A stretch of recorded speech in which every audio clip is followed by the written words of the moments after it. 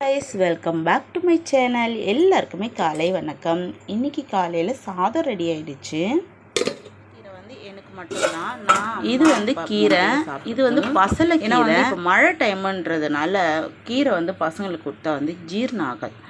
அதனால வந்து நான் இந்த கீரையை பருப்பு வேக விட்டுட்டு அதுக்கப்புறம் கீரையை போட்டு நம்ம நல்லா கொதிக்க வைக்கிறோம் இல்லையா, அப்போ கூட கொஞ்சம் தண்ணி ஊற்றி பருப்பு வெந்ததுக்கப்புறம் கீரையும் பருப்புமா வெந்ததுக்கப்புறம் நான் வந்து அந்த தண்ணி இருத்து எடுத்து வச்சுட்டு பருப்பு தண்ணி மட்டும், ஏன்னா வந்து பருப்பு நிறைய இருக்கும், தண்ணி மட்டும் கொதிக்க வச்சு எடுத்துக்கிறோம் இல்லையா கீரையிலேருந்து, அதில் ரசம் பண்ணி வச்சுருக்கேன்.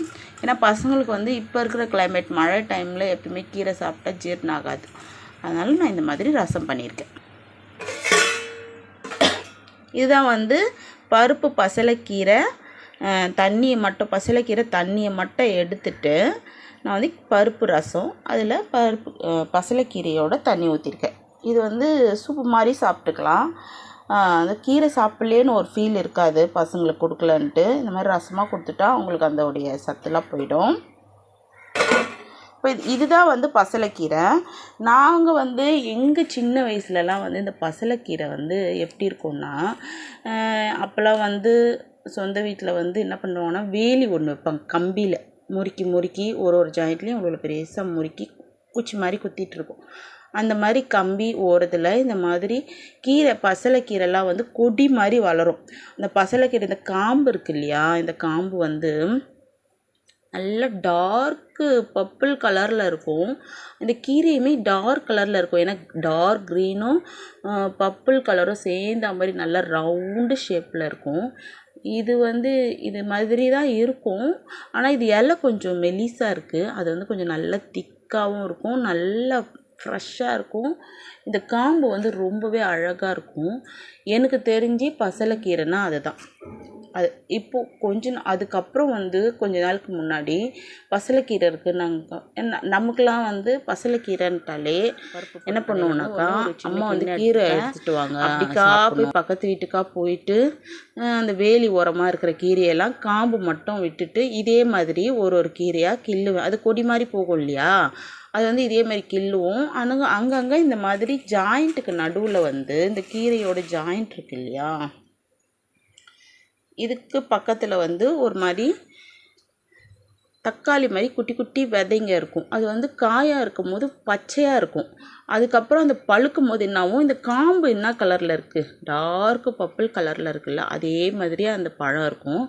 அந்த கீரை எடுக்கும் போதும் ஒரு சின்ன சின்ன விளையாட்டு தான். அந்த பழத்தையே நம்ம அப்படியே நசுக்கணுன்னா அப்படியே ஒரு இங்கு பதத்துக்கு இருக்கும், ரொம்ப நல்லாயிருக்கும். அதுதாங்க பசலைக்கீரை. அதுக்கப்புறம் வந்து இந்த மாதிரி கீரை பாலக்கீரைன்றாங்க இதுன்றாங்க. எனக்கு இந்த கீரை அப்புறம் சாப்பிடவே பிடிக்கல எனக்கு.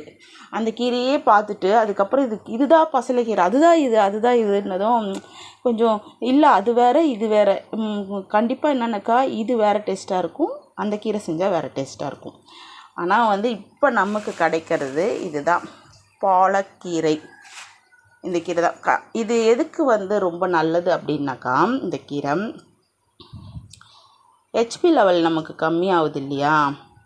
ஹெச்பி லெவல் யாருக்கெல்லாம் கம்மியாக இருக்குது, உடம்பு டயர்டாக இருக்குது, சோர்வாக இருக்குது, எனர்ஜி இல்லாமல் இருக்காங்க அப்படின்னா நம்ம வந்து உடனே போய் டாக்டர்கிட்ட போனோம். அவங்க வந்து ரத்தம் இல்லாமல் உடம்புல ஹெச்பி லெவல் கம்மியாக இருக்குது அப்படின்னு சொல்லுவாங்க. அப்போ நம்ம என்ன பண்ணுவோன்னா, இந்த பாலக்கீரை இருக்குது பசலைக்கீரை, அது வாங்கி பருப்பு போட்டு கடைஞ்சி கொடுத்தாலும் சரி, இல்லை கீரை சாப்பிட்டா ஜீரணம் ஆகாது அப்படின்னாக்கா இது நல்லா தண்ணியில் போட்டு இந்த காம்பு மட்டும் எடுத்துக்கணும். இந்த காம்பு மட்டும் எடுத்துட்டு நல்லா கழுவிட்டு தண்ணியில் போட்டு 1லேருந்து 1.5 கிளாஸ் தண்ணி, ஏன்னா 1/2 கிளாஸ் நமக்கு கொதிக்கும் போது சுண்டிடும், 1 கிளாஸ் போதும். அந்த 1 கிளாஸ் தண்ணியில் நல்லா கொதிக்கணும். கொதி வந்ததும் எடுத்து ஒரு கிளாஸில் வடிகட்டிட்டு நல்லா க்ரீன் கலரில் ஆகிடும் அந்த தண்ணி. கொஞ்சம் சால்ட்டு கொஞ்சம் பெப்பர் போட்டு நல்லா சூடாக குடிச்சிங்கனாக்கா கீரை சாப்பிட்டதுக்கு சமம். எல்லா சத்துமே வந்து அந்த தண்ணியில் இறங்கிடும், ஜீரணமும் ஆகிடும், ரொம்பவே நல்லது. கன்சீவாக இருக்காங்க மெயினாக வந்து அந்த ஃபஸ்ட்டு நமக்கு வந்து கன்சீவாக இருக்கும்னு தெரிஞ்சதுலேருந்து அந்த 3 மந்த் வந்து அந்த 3 to 5 மந்த் வந்து நமக்கு வந்து பிளட் சர்க்குலேஷன் நிறையவே தேவைப்படும். ப்ளஸ் வந்து பேபிங்களுக்கு வந்து எனர்ஜியும் ஸ்ட்ரென்த்து அந்த ஸ்கின் டோன் அந்த பாடி டைட்னஸ் எல்லாமே வந்து தேவைப்படும் பேபிக்கு. அப்போ வந்து நம்ம இந்த பாலக்கீரை சாப்பிடுவோம். அது ரொம்ப நல்லது அந்த பாலக்கீரை. ஆனால் வந்து கன்சீவாக இருக்கிறவங்களுக்கு வந்து இந்த கீரை ஐட்டம் சாப்பிட்டாலே வந்து ஜீரணம் ஆகாது. கீரை சாப்பிட்டே எனக்கு ஜீரணம் ஆகலை, நெஞ்சு மேலேயே இருக்குன்னா உடனே ஒரு ரேண்ட்டை கொடுப்பாங்க, பேன் பாட்டி கொடுப்பாங்க, ஓகே அதெல்லாம் போடுங்கன்னுவாங்க. ஆனால் நம்ம என்ன பண்ணணும் வீட்டிலனாக்கா, கீரை கண்டிப்பாக சாப்பிட்டே ஆகணுன்ற சூழ்நிலை இல்லையா, கன்சீவாக இருக்கவும் கீரை கண்டிப்பாக சாப்பிடணும்.